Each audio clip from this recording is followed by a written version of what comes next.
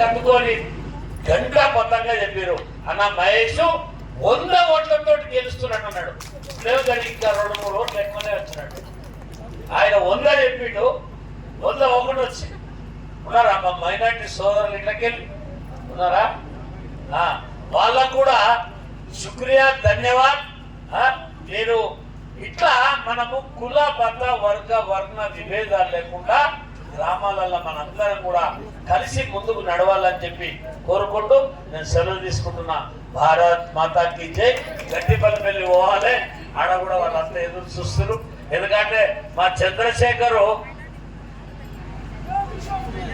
ఇది కూడా ఎర్ర తోటలో పూసిన కమలం.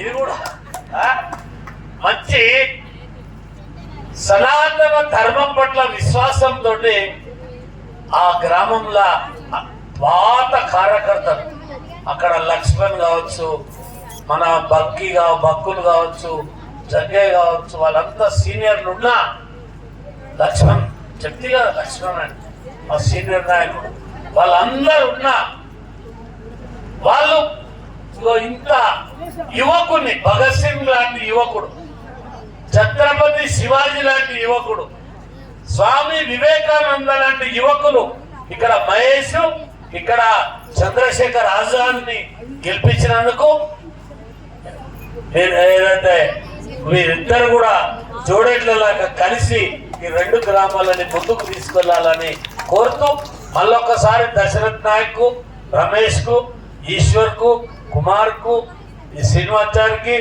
మన కుమార్ కు ఇంకో కుమార్ ఉన్నాడు, ఆయన వాళ్ళందరూ మాజీ సర్పంచ్లకు, మాజీ ఎంపీటీసీలకు, మాజీ మెంబర్లకు, మాజీలకు, ప్రెసిడెంట్లకు, చైర్మన్లకు, అందరికీ కార్యకర్తలకు శిరస్సు వచ్చి అయ్యప్ప స్వామి ఆశీర్వాదం మీకు ఇవ్వాలని చెప్పి కోరుకుంటూ సెలవు తీసుకుంటాం.